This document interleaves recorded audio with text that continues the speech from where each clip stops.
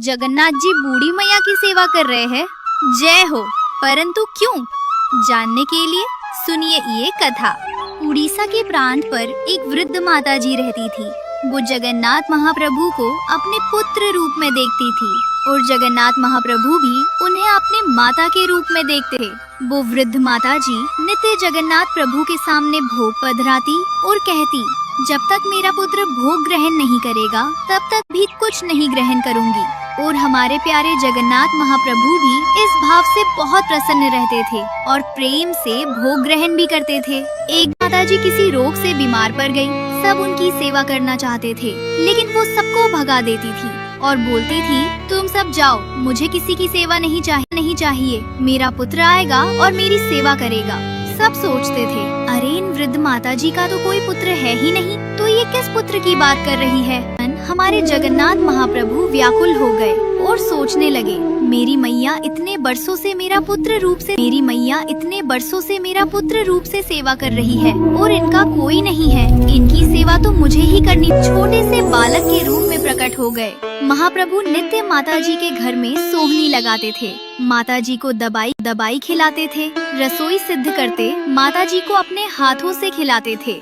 एक दिन बलभद्र जी जगन्नाथ जी से पूछे, लाला तू रोज सुबह सुबह कहाँ जाता है? तो जगन्नाथ जी मुस्कुराकर वहाँ से चले जाते। बलभद्र जी सुभद्रा जी से पूछे, अरे सुभद्रा, ये लाला रोज रोज कहाँ जाता है? तुझे कुछ पता है क्या?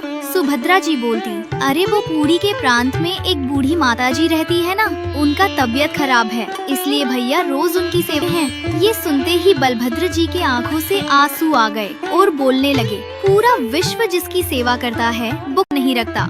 धन्य है वो जन जो जगन्नाथ महाप्रभु को अपना जीवन मरण का साथी मानता है। अगली सुबह जब जगन्नाथ महाप्रभु चले गए बूढ़ी माताजी की सेवा करने, तो क्या देखा, बलभद्र जी और सुभद्रा जी पहले से छोटे बालक बालिका का रूप धारण करके बूढ़ी माताजी सेवा कर रहे हैं। जगन्नाथ जी ने उनसे पूछा, आप दोनों यहाँ क्या कर रहे हैं? तो बलभद्र जी बोले, अरे तू तो बड़ा स्वार्थी ही है। बोले क्यों?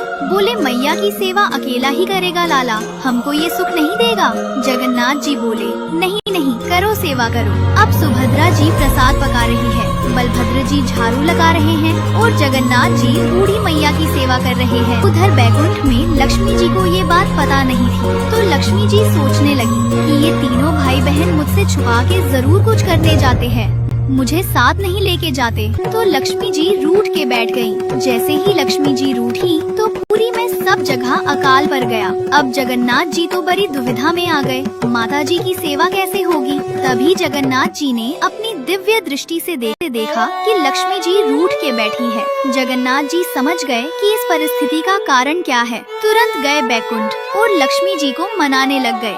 लक्ष्मी जी तो मान नहीं रही है, तो जगन्नाथ जी ने सोचा कि इनको कुछ दे के मनाना पड़ेगा। तभी उनको याद आया, लक्ष्मी जी को रसगुल्ला बहुत पसंद है, लेके लाते। सब जगह तो अकाल पड़ चुका था।